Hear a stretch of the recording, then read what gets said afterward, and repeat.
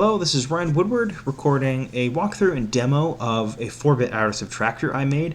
This circuit was actually a part of a project for a course I took at Grand Canyon University, but this single project was just a part of building these circuits, and I actually did build this circuit for that project in Verilog and in VHDL, but specifically in VHDL, I leveraged the three primary models: data flow, structural, and behavioral. And the structural actually required that we build out the full adders and a parallel adder, and I'll demonstrate that in a schematic real quick. But I like the data flow because it's a little easier to show per the schematic diagram that I have. And but for a quick show, I do have, and it looks roughly the same as it does in VHDL because we have the similar sum 0, 1, 2, and 3, and then these intermediate signals we declare up and above. But to begin in our entity, we have a few ports. We have a carry in, which is just your normal standard logic. We have A and B, which are two 4-bit variables or 4-bit values. They'll just be switches in the demo. Then we have a carry out, which will be a single LED, and then we have the sum, which is another 4-bit value, which will be represented in LEDs as well. And I'm going to go quickly to a schematic diagram, but we'll notice why we have these intermediate signals here. We see them I1, I2, and I3, and if we look carefully in the code, we'll see that Cin is in the first I1, and then we'll see I1, I2, and I3, and there is a reason for that. Let me open up that schematic diagram. This is just something I drew up in Lucidchart. But we can see that Cin actually goes into the first part where it would normally, or it actually doesn't normally go in a full bit adder. But we see that carry in actually goes down, eventually gets to carry out 1. And carry out 1 actually corresponds to the very same carry in for the next circuit. And that ripples, or I guess waves over, it just continues down the line all the way to carry out. And so that's why that value actually changes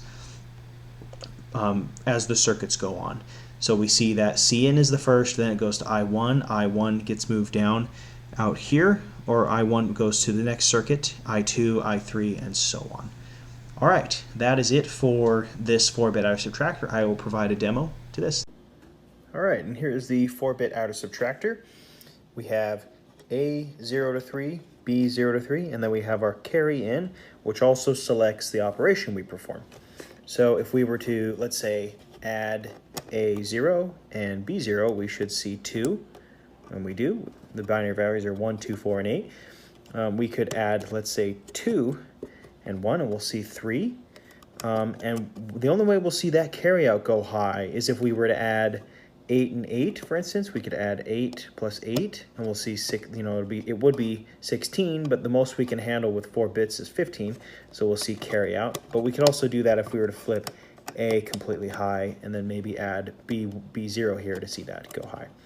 And that's the way we do addition. Now, if we were to do subtraction, and it might have been a little more helpful to actually have the operation be B minus A, but it's actually A minus B in this instance. But we'll flip Cin high, and we'll see that the carryout goes high for subtraction. But if we were to, let's say, it'll be A minus B, so we'll do 1 minus 0 is 1.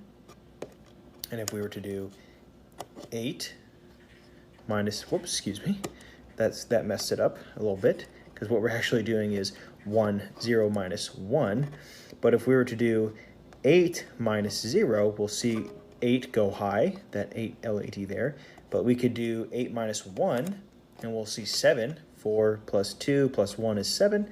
And we could maybe add another 2 to that to actually see it just go to 5 itself. And that would be 8 minus 3 is 5. All right, and that's it for the 4-bit adder subtractor.